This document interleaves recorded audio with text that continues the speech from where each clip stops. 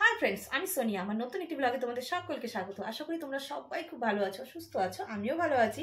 আর আজ হচ্ছে বুধবার, আর এখন ঘড়িতে বেজে গেছে 2:10। তো গুড্ডু চলে গেছে পরীক্ষা দিতে। আমার সমস্ত কাজ হয়ে গেছে, আর ওর বাবা চলে গেছে শিলিগুড়ি। তো ভাবছি বাড়িতে যেহেতু সব কাজ হয়ে গেছে, তো একটু বাপের বাড়ি থেকে ঘুরে আসি। তো আর গুড্ডু কিন্তু পরীক্ষা দিয়ে সোজা আমার বাপের বাড়িতে ঢুকে যাবে। আমি ওর জামা কাপড় টাপড় সব নিয়ে দিচ্ছি, কারণ যেখানে ওর স্কুল সেখানেই আমার বাপের বাড়ি। চলো, অনেক দিন পর যাচ্ছি। পরীক্ষা পরীক্ষা করতে করতে না আমি কোথাও যেতে পারছি না, এমনকি বাপের বাড়িতেও যেতে পারছি না। কি পরিস্থিতি তাহলে ভাবো। আর আমি না পান খেয়েছি অনেক দিন পর, শাশুড়ি মাই অল্পটুকু, বেশি না। আর জর্দাটা কিন্তু আমি খাইটাই না, কারণ জর্দা খেলে আমি ওখানে শুয়ে পড়বো। তো চলো আমার সাথে তোমরাও চলো। বাপের বাড়ি এসে আমি তো ভিডিও করা ভুলেই গেছি। কি করব, এতটাই গল্পে মশগুল ছিলাম। আমি, মা, বাবা, ভাই আর আমি গেলে না আমার পাড়ারও কতগুলো কাকিমারা আসে। অনেকদিন পর দেখা হয়। লোকালে বিয়ে হয়েছে, তবুও ওদের সাথে দেখা হলে না জমিয়ে আড্ডা হয়। আর ভিডিও করব কি, বারবার লোডশেডিং হয়ে যাচ্ছে। আর দেখতে দেখতে সময়ও হয়ে এসছে বাড়িতে চলে আসার।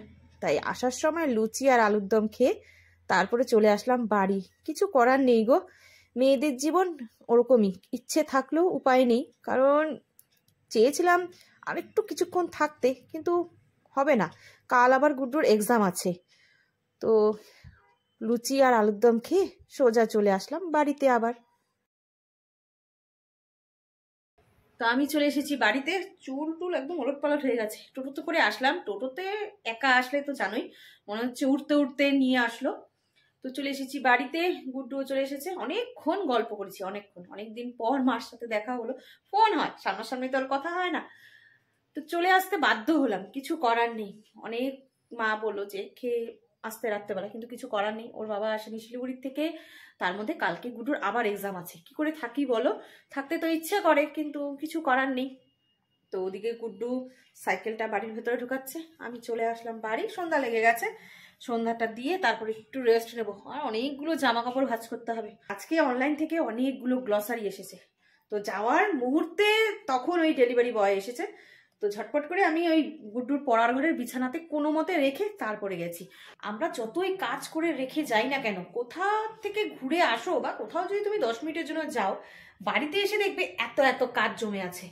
আমারও কিন্তু তাই হয়েছে। সব কাজ কমপ্লিট করে রেখে গেছি, ওই যে শুধুমাত্র জামা কাপড়টা গোছাইনি। এসে কত কাজ করতে হচ্ছে। এসে সবার প্রথমে ঘর ঝাড় দিলাম। এখন ওই যে জামা কাপড় গোছাতে হবে, আর গ্লসারি এসেছে সেগুলোকে এখন গোছাতে হবে। মানে কোথাও গিয়ে রক্ষে নেই। মানে না, ঢেকি স্বর্গে গিয়েও ধান ভাঙে। ওই আমাদেরও তাই পরিস্থিতি। যতই বাড়িতে কাজ করে রেখে বেরোই না কেন, ওই এসে কাজ হবেই হবে। আর আমি যখন গেছিলাম, মানে আমার বাপের বাড়িতে, আমি কিন্তু খাওয়া দাওয়া সেরে গেছি। কারণ আমি যখন বাড়ির থেকে বেরিয়েছি তখন কটা বাজে, 2:20 কি 25 হবে, হ্যাঁ ওরকমই হবে। ঠিক টাইমটা আমার মনে নেই। ও তখন একবারে খেয়ে দিয়ে সব সেরে তারপরে কিন্তু গেছি। হয়তো তোমরা বলবে কি ব্যাপার, বাপের বাড়ি গেল অথচ খাবার খেলো না।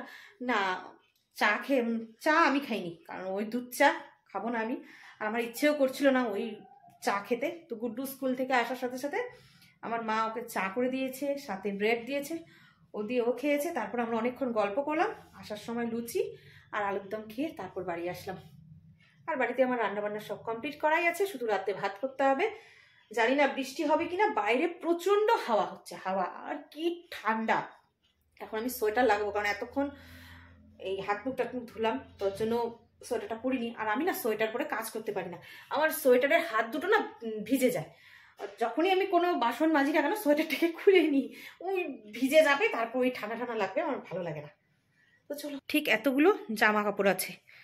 আর কোল বালিশের কভারটা দেখেছো, ফেটে গেছে। তো এটা এক্সট্রা, মানে এটা ভেতরের কভার। বাইরের যে সাদা কভারটা সেটা তো ধুয়ে দিয়েছি, শুকিয়ে গেছে। এখনই ওটাকে পরিয়ে দেবো, দেখতে বড় বিচ্ছিরি লাগছে। আজকে এই কয়েকটাই গ্লসারি এসেছে। এখানে বিস্কুট আছে, জিরে গুঁড়ো আছে, তেল আছে, মানে সর্ষের তেল, সাদা তেল দুটোই আছে। আর আছে ফরচুনের বেসন, ভার্মিসেলি, কমফোর্ট, আর যা যা লাগে আর কি। আর একটা বড় জিনিস এসছে, সেটা হচ্ছে 6 কিলো সার্ফ, মানে 5 কিলোর সাথে 1 কিলো ফ্রি। ওটা হচ্ছে টাইট সার্ফ। তো সেটা আমি রেখে দিয়ে এসেছি রান্নাঘরে। এই বিছানার উপর ওটা রাখিনি। এদিকে আমার জামা কাপড় গোছানো হয়ে গেছে, আর ওদিকে কিন্তু আমি কোলবালিশকে জামা পরিয়ে দিয়েছি। আর আজকে জানো তো সমস্ত জামা কাপড় বলতে কি, বালিশের কভার, লেপের কভার সব ধুয়ে দিয়েছি, সব শুকিয়েও গেছে। আসার পর যে কয়েকটা টুকটাক কাজ ছিল সব করে নিয়েছি। বললাম না, আসার পরে অনেক কাজ ছিল, আমি ভেবেছিলাম সব কাজ করে রেখে গেছি, জানি না কোথাও থেকে যে কাজ উদয় হচ্ছে আমি জানি না। তো সব কাজ করে নিয়েছি, গ্রসারি একদম জায়গা মতো রেখে দিয়েছি, কারণ ছোট ছোট জিনিসও আছে, জিরের গুঁড়ো, ধনে গুঁড়ো আছে, তো সেগুলো যদি একদম জায়গা মতো না রাখি না, পরে খুঁজে পাবো না। ওই রান্নার সময় এটা খুঁজতে যায় সেটা পাবো না, সেটা খুঁজতে যায় ওটা পাবো না, তাই একদম জায়গার জিনিস জায়গা রেখে দিয়েছি।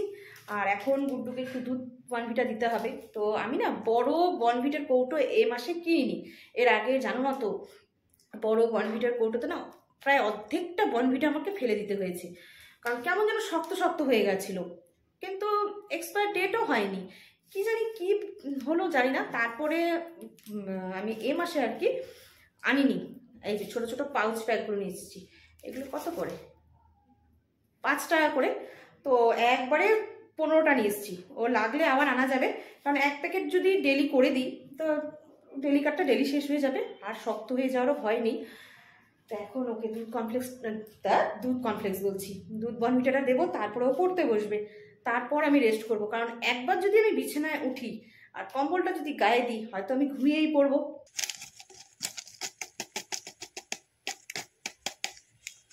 তো এক প্যাকেট কিন্তু শেষ।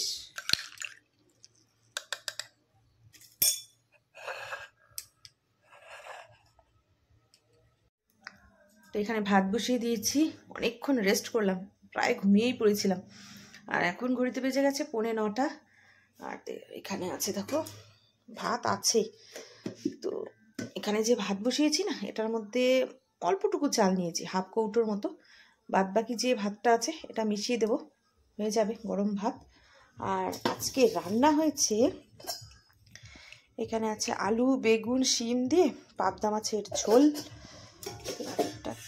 এটা তো তাই, এটা দুপুরে আমি খাইনি, অল্পটুকু খেয়েছিলাম, পুরো ঝোলটা শেষ করতে পারিনি। আর এখানে আছে মিক্স ভেজ, আজকে ডাল করিনি। তো ভাতটা হয়ে গেলেই খেতে দিয়ে দেবো।